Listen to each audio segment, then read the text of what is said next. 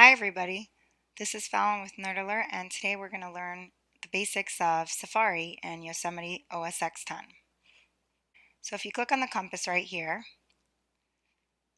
it'll take you to Safari.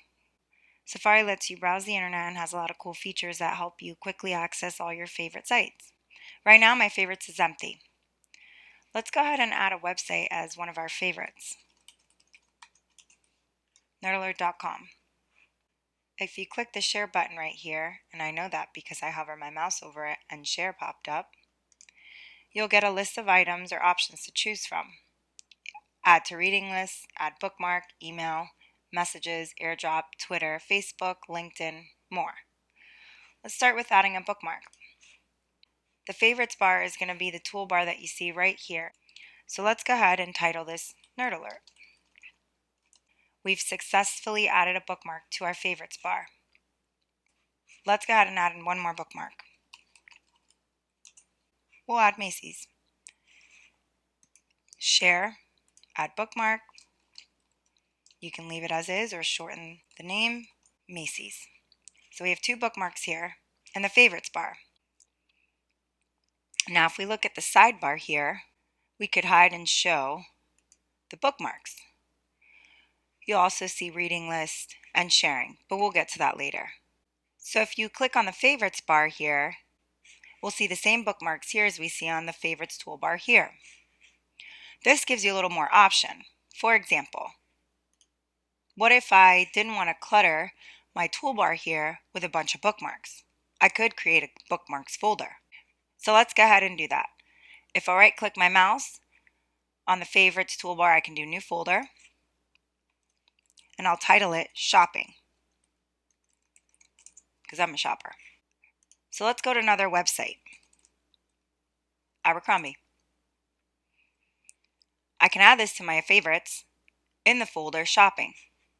Click the share button, add bookmark, change the name, shorten it if I'd like, click on shopping, and now I've created a folder with shopping bookmarks. I can move Macy's in there because I know that's a shopping website. So then I can have several websites within a bookmark folder on the toolbar. This way it doesn't become too cluttered. But then what if it becomes too cluttered with a bunch of bookmark folders and bookmarks? Well, you can also create bookmarks and bookmark folders outside of this bar. And that's what the sidebar is for. For example, if I didn't click on the favorites and clicked outside of it and did new folder, I can create more bookmarks. These bookmarks will not reside here in the toolbar. So if I went to another site, maybe something I'm not always going on so much or something that's not too important, I could add this bookmark to the more bookmarks list. As you can see, it's not here, but it'll reside here in the sidebar. And there it is. So let's move on.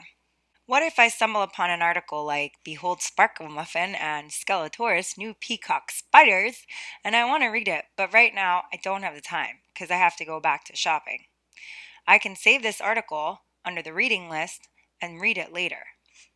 Share, add to reading list. If you click on the little glasses here, that's the reading list. There it is. I can read my Sparkle Muffin article later. So if I wanted to go back to where I was, which was Dropbox, finish what I was doing here, I could just click on the reading list later. That's another way to possibly avoid having a bunch of bookmarks and bookmark folders. When you're explaining it to the user, you can let them know that this is just something that they can refer back to later, kind of like a bookmark in a book. So that's reading list. I'm going to quickly describe shared links. I don't have any at the moment, but I've got a link here that it would be nice if you could read up on your free time, which kind of explains what shared links is for. But to quickly reference it, you can basically share links from your Twitter accounts, LinkedIn, and a couple others. Again, read up on it, and it may be something that you can teach the user. Moving forward, let's talk a little bit about top sites and opening up new tabs within the Safari window. If you don't already know, you can just come to File, New Window, and that'll open up a new window in Safari. But let's make it a little simpler for the user by showing them new tabs. You can create a new tab by clicking the plus button right here, clicking File, New tab right here, or on the keyboard, Command T. Whenever you open up a new tab, Top Sites is the default window that will come up on Safari. What's Top Sites? Well, it's basically the most frequently visited sites that you go to on a day-to-day basis. So, for example, it looks like I've had Facebook, Google, Nerd Alert, a couple others. If you want to get rid of these, you just press the little X button like so, and that'll delete the top site from the Top Sites window.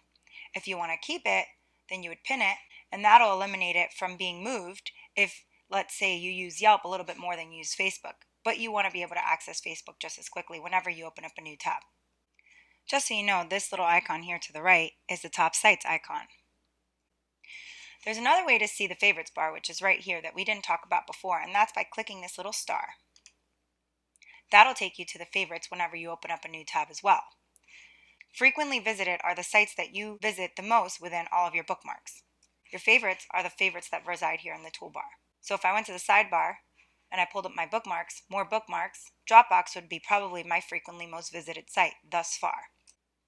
So that's Top Sites and favorites.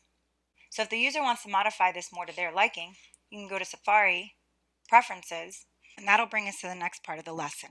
Here we have some options for the user. Safari Preferences is where you can teach the user to modify options to their liking. Safari opens with a new window, new windows open with home page, new tabs open with Top Sites, and your home page. If I want my new tabs to open with something else other than Top Sites, I click here and I can choose one of 4 options: home page, empty page, same page. So if they don't like the Top Sites, you can put it on the home page. Same options for new windows open with. And then of course, Safari opens with. You can put a new window, a new private window, or all windows from last session. As you can see, there's a few more options here to choose from. Let the user know that all their downloaded files that we talked about before go to this folder right here, and that if they wanted it to go to another folder, they could do so by pressing Other and designating the file folder that they like it to go to, let's say documents or pictures. One of the other things I'd like to talk about is autofill. Here's where you can let the user know that they have options on what Safari will autofill for them as they're typing any information into a website. So there's contacts, username and passwords, credit cards, and other forms. So if they wanted to manage any of these preferences, they could do so by unchecking or checking any of these. And they can edit them by clicking Edit. So that's Safari in a nutshell. I hope you guys enjoyed the video, and I hope that was helpful.